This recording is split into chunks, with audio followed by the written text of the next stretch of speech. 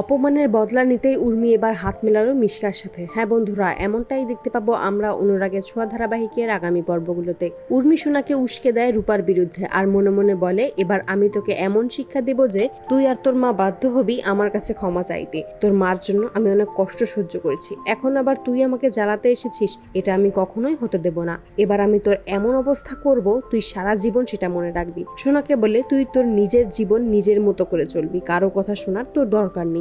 এটা মনে রাখবি, তোর বাবা পাশে আছে, তোর কাকিয়া সব সময় তোর পাশে থাকবে। তোর সকল পরিস্থিতিতে তুই তোর কাকিয়া সব সময় পাশে পাবি। উর্মির কথা শুনেই সোনা ভাবতে থাকে, কাকিয়া ঠিকই বলেছে, এই রূপার জন্যই আমার জীবনে মা আমাকে ভালোবাসেনি, মায়ের থেকে অবহেলিত হয়েছি। মা শুধুই রূপাকে ভালোবাসে, সবসময় রূপার কথাই ভাবে, কখনো আমার কথাই ভাবেনি। এখন থেকে আমি আমার মতো করে চলবো, আমার যেটা ভালো লাগবে আমি সেটাই করবো। সোনা রেডি হয়ে যায় পার্টি করতে। দীপা আটকাতে চাইলেও আটকাতে পারে না।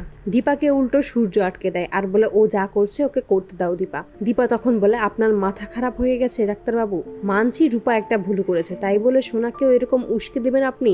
এটা আপনার থেকে আমি কখনোই আশা করিনি। উর্মি তখন বলে, তুই সবসময় শুধু রূপা রূপা করেছিস, কখনো সোনার কথা ভেবেছিস? ওর কাছে তুই ছিলি বা কদিন? মেয়েটা মায়ের ভালোবাসা থেকে বঞ্চিত হয়েছে। এসব বলেই বেরিয়ে যায়। মিশকার সাথে এসে হাত মেলায়। মিশকাকে বলে, আমি তোমায় সকল সাহায্য করব, তুমি শুধু ওই রূপাকে ওই বাড়ি থেকে বের করে দাও। ওই রূপাকে আমি সহ্য করতে পারছি না, ও আমার ক্যারিয়ার ধ্বংস করে দিয়েছে, ওর জন্য আমি কিচ্ছু করতে পারিনি, ওর জন্য দিনরাত আমাকে কথা শুনতে হয়। ও যদি ওই বাড়ি থেকে চলে যায় তাহলেই একমাত্র আমার শান্তি। মিশকা তখন বলে, তুমি চিন্তা করো না, আমি আছি তোমার পাশে, আমি তোমাকে সাহায্য করব। তবে এবার হবে অন্য খেলা, এবার আমি দীপার আত্মীয় হব, আমার ছেলেরই বউ বানাবো সোনাকে।